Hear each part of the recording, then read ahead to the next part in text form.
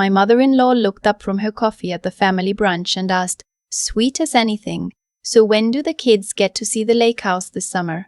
Before I could open my mouth, my husband set down his fork and said, "Oh, my brother's family has it through August. We worked it out." The whole table went quiet for a second, and the look his mother gave him afterward is the reason I'm sitting here telling you this story at all. That lake house was mine, not ours. Mine. I need you to understand that before anything else makes sense. My grandmother left it to me when she died. A little 2-bedroom cabin on Crane Lake up in northern Minnesota, built by my great-grandfather in 1948, with a dock that needed replacing every decade and a screen porch where I learned to play cribbage when I was 7. She left it to me, specifically in writing, because I was the one who drove up every summer to help her open it in May and close it in October. My cousins got money. I got the place that held every good memory of my childhood. And by the time I'm telling you about, I hadn't set foot in it in 2 summers. Let me back up. I married Reed 4 years ago. I was 31, working as a pediatric occupational therapist at a clinic in St. Paul, and I thought I'd finally found a partner who fit. He was charming in that effortless way. Some people are. The kind who remembers your coworker's birthday and brings the good wine to the dinner party. His family loved him. Everyone loved him. And for the first year, I did too. The thing about how it happened is that it never felt like a single event. There was never a moment where I could point and say, that's where I lost the ability to say no. It came in pieces so small that naming them out loud made me sound petty. It started with the cabin keys. The first summer we were married, Reed's brother Dawson and his wife wanted somewhere to take their kids for a long weekend, and Reed asked if they could use Crane Lake. Of course, I said. Family. That's what the place was for. They came back with the screen door off its hinge and a wine stain on my grandmother's quilt, and when I mentioned it gently, Reed laughed and said, "It's a lake cabin, not a museum. Lighten up."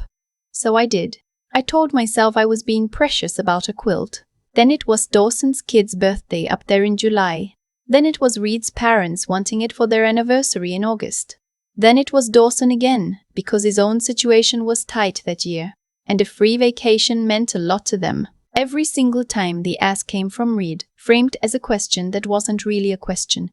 "You wouldn't want to keep family from the lake, would you?" And every single time the down payment came up. I should explain the down payment. When we bought our house in Highland Park, Reed's parents loaned us $40,000 to make the offer competitive. It was generous. It was also, I came to understand, a leash. Anytime I tried to set a boundary with his family, Reed found a way to circle back to it.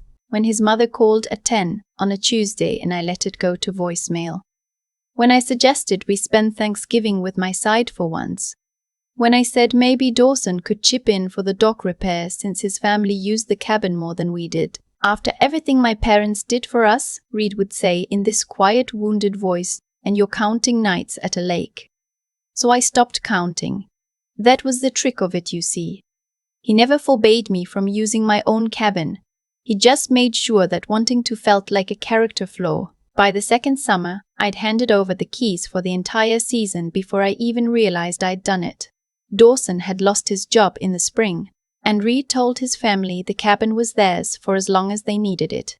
He told them this without asking me. I found out when my mother-in-law thanked me at Easter for being so generous about the lake. I smiled and said it was no trouble, because what else do you say with the whole family watching, and Reed's hand resting warm and heavy on my shoulder. I want to be honest about something, because I think this is the part people don't understand from the outside. It wasn't just the cabin. The cabin was the thing I could point to. But underneath, it was 1,000 smaller surrenders. There was the savings account we'd moved into a joint account for simplicity, after which I needed to explain any purchase over $50. There was the promotion to clinical lead. I turned down because Reed said the extra hours would throw off our whole rhythm. And besides, didn't I want kids eventually? And how would that work with a leadership role? There was the way he'd correct me at dinner parties, lightly, like he was doing me a favor. "What she means is..." And then he'd say something I didn't mean at all. and everyone would nod, and I'd sit there feeling the shape of my own thoughts get reorganized by someone else. I stopped recognizing my own opinions. I'd reach for them and find reeds instead. The thing that started cracking it open was so ordinary, I almost missed it. My grandmother's neighbor at the lake, a man named Walt who'd known her for 50 years, called me one evening in late April. He was 83 and still plowed his own driveway, and he called because he was worried. "I don't want to stir up trouble," he said, "but there's been a lot of coming and going at your place all winter. Folks I don't recognize. And somebody put up a sign by the road." "A sign?" I asked him what kind of sign. "For renting," Walt said. "Vacation rental. Got one of those lockboxes on the door now." I sat down on the edge of my bathtub because my legs stopped wanting to hold me. My cabin, my grandmother's cabin with the cribbage board still in the drawer of the side table, was being rented out to strangers on the internet. I didn't say anything to Reed that night. I want you to know how unlike me that was, because the old me would have either swallowed it or had a tearful confrontation that ended with me apologizing. Instead, I did something I hadn't done in years. I got curious. I waited until Reed was at his Thursday squash game, and I got on the computer. It took me 20 minutes to find the listing. Crane Lake Hideaway, it was called. 11 photos of my family's cabin, including one of my grandmother's quilt folded on the bed. $240 a night, 2-night minimum. The reviews went back 14 months. 14 months of strangers sleeping in my childhood, and the host's name on the account was Dawson's wife. I scrolled until my hands were shaking. Then I did the math, because I'm good at math when I let myself be. 14 months. The reviews suggested it was booked most weekends and nearly every week in summer. Conservatively, that was $40,000, maybe $50,000 that had moved through that listing. None of it had touched any account I could see. None of it had come to me. And here's the part that turned my stomach. I owned that cabin outright. There was no mortgage. But there was insurance, and there was property tax, and twice in the last year I'd written checks for repairs to the well pump and the dock, because Reed said the cabin was draining us and we needed to keep it up. I had been paying the overhead on a business someone else was running out of my inheritance. I didn't sleep that night. I lay next to Reed and listened to him breathe, and I felt something I hadn't felt in a long time, which was anger that didn't immediately fold itself into guilt. The next morning I called Walt back and asked him to do me a favor. Could he photograph the sign, a lockbox, anything he saw? He could, and he did. Then I called my cousin Tessa, the cousin I'd grown up with at that lake, who happened to be an estate attorney in Duluth. I told her everything. She was quiet for a moment, and then she said the sentence that changed the next 6 months of my life. "Myron," she said, "that's your property. Did you sign anything? A rental agreement, a management contract, anything giving anyone authority over it?" I hadn't. I was certain I hadn't. "Then they don't have a leg to stand on. But I need you to gather everything before you say a single word to Reed. Bank statements, the deed, the tax records. Don't tip your hand." For the first time in 3 years, I had a project that was entirely mine, that Reed knew nothing about. I felt awful and I felt alive, and I couldn't tell which feeling I trusted more. Over the next 2 weeks, I assembled it all. The deed in my name alone, untouched by the marriage. The property tax bills I'd been paying. The repair checks, Walt's photos of the listing sign. And then, the part that took my breath, I created a guest account and booked a weekend at my own cabin to see what would happen. The confirmation came back instantly. The payment went to an account ending in 4 digits I didn't recognize. The check-in instructions told me where the lockbox code would be sent. Strangers had more access to my grandmother's house than I did. I almost confronted him a dozen times. What stopped me every time was Tessa's voice. "Gather everything. Don't tip your hand." So I made his coffee and listened to him talk about his squash league, and I waited, and the waiting taught me something. It taught me that I could hold a feeling without acting on it, which meant my feelings had never actually been the problem. The problem was that I'd never been allowed to keep them. The brunch was his mother's idea. Sunday at her house in Edina, the whole family, mimosas and a frittata and Dawson's kids running through the sprinklers in the backyard. I debated whether to do it there at all, but Tessa had said something I kept turning over. The reason these things work is privacy. He counts on you keeping it between the two of you, so don't. I didn't plan to say anything that day. I really didn't. I'd planned to do it the lawyerly way. Quiet letters and quieter consequences. But then my mother-in-law set down her coffee and asked when the grandkids would get the lake this summer, and Reed answered for me, casual as weather, that Dawson had it through August. They'd worked it out. About my cabin. Across a brunch table, like I was a piece of furniture being moved between rooms. Something in me just went very still and very clear. Actually, I said, and my voice came out steadier than I'd heard it in years, that's not going to work this summer. Reed laughed, a little laugh meant to smooth it over. Maren, we already told them. You told them. I didn't tell anyone anything. I looked at his mother, who was watching me with an expression I couldn't read yet. I think there is some confusion about whose cabin it is, so let me clear it up. It's mine. My grandmother left it to me. It's not a marital asset. It's not a family timeshare, and for the last 14 months it's been listed as a vacation rental on the internet for $240 a night. The sound the table made was small. A fork against a plate. Someone's chair shifting. Dawson's wife went the color of the frittata. I have the listing, I went on. I have the reviews going back over a year. I have the bank account the money went into, which is not mine. And I have the repair bills and the property taxes, which are. So I'd genuinely love for someone to explain to me how my inheritance became a side business that I've apparently been subsidizing. This is not the place, Reed said, and his voice had dropped into that low register that used to make me shrink. We are not doing this here. You did it here, I said. You just told your mother my cabin was booked through August. I'm only catching everyone up. His mother set her napkin on the table. I have replayed what she did next 100 times, because it's the thing this whole story turned on. She didn't look at me. She looked at her sons, both of them, and she said very quietly, "Is this true?" And neither of them could answer her. That silence told her everything. This was a woman who had loaned us $40,000 and held it over my head for 3 years through her son, and watching her face change as she understood what her boys had actually been doing, I realized she hadn't known. The leash had always been Reed's. He just dressed it up in his mother's name. You rented out her grandmother's house, his mother said. Not a question now. And you didn't tell her. Dawson started to say something about how it was supposed to be temporary, how the money was tight, how he always meant to talk to me about it. His wife was crying. Reed was looking at me with an expression I'd never seen on him before, which was the expression of a man recalculating in real time and not liking any of the numbers. I stood up.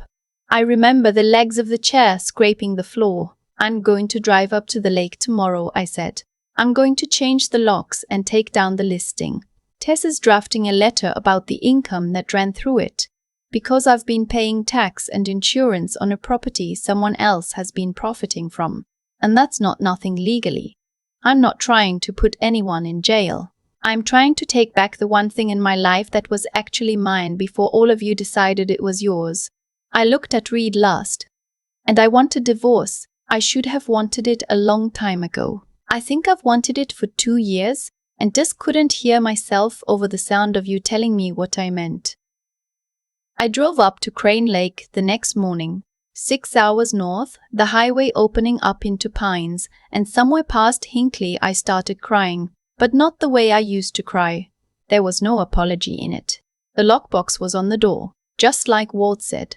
I cut it off with bolt cutters I bought at a hardware store in Cloquet, and the metallic snap of it falling into the dirt is a sound I will love until I die. I changed the locks myself with a kit in a YouTube video, and Walt standing on the porch giving advice I didn't need, but was glad to have. The cabin smelled like other people. Air freshener and someone's perfume. I opened every window and let the lake wind through it until it smelled like itself again.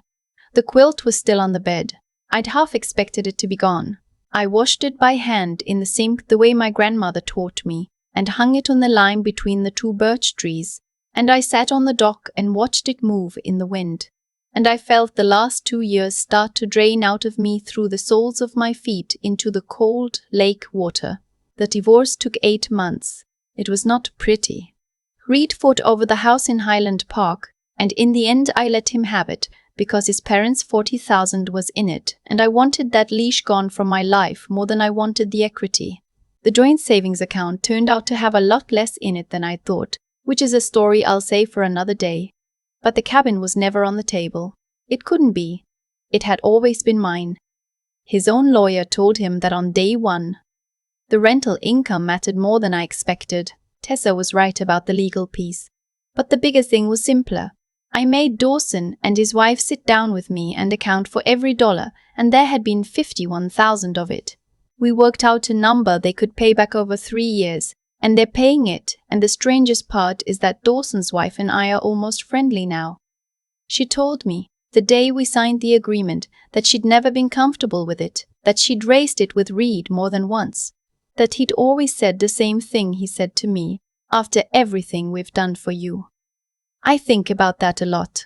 How he said the same sentence to everyone, in slightly different shapes, until we'd all built our own little cages out of it. I took the clinical lead position that fall, the one I turned down. My boss had assumed I wasn't interested in advancement, because that's the impression Reed had carefully cultivated at the 2 work events he'd attended, where he told my colleagues I was happiest hands-on and not really a management person. I am, it turns out, very much a management person. I have 11 therapists reporting to me now, and I am good at it in a way that surprised everyone except the version of me that had been waiting underground for years. I met someone eventually, but I'm going to disappoint you slightly by not making him the point. His name is Quentin, and he's a high school science teacher, and he asked me, on our 3rd date, what I did for fun, and when I said I had a cabin, he said, "Tell me about it," and then actually listened to the answer for 20 minutes. That's it. That's the whole bar. It is astonishing to me how low that bar is, and how long I let someone convince me it was unreachable. I ran into Reed once, last spring, at a farmer's market in St. Paul. He looked tired. He told me he'd moved to a condo, that the house had felt too big. He asked almost shyly if I still had the lake place. I said I did. He said, "Good, you always loved it up there." And for a second I saw the man I'd married, the charming one who remembered birthdays, and I felt something that wasn't anger and wasn't longing. It was just distance. The clean kind. I opened the cabin myself now, every May, the way I did with my grandmother. I drive up alone, or sometimes Quentin comes, or sometimes Tessa and her kids. I take the quilt out of the cedar chest and put it on the bed. I beat the dust out of the cribbage board, and I sit on the dock in the evening, and I let myself want things, out loud, with nobody there to tell me what I actually mean. The cabin was never the point, in the end. It was just the thing small enough to see. The point was that I'd spent 3 years letting someone convince me that keeping anything for myself made me selfish. And the morning I cut that lockbox off the door was the morning I finally stopped agreeing with him. My grandmother used to say, "The lake doesn't care who owns it, it just keeps the people who come back." I come back now.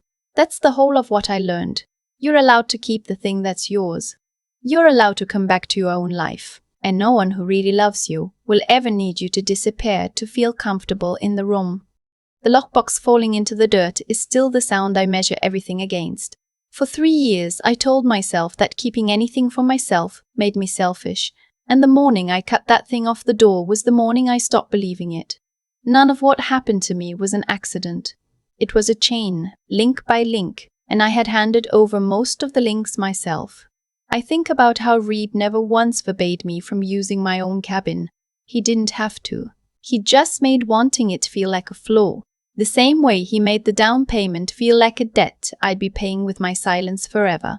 That's the thing I want anyone listening to understand.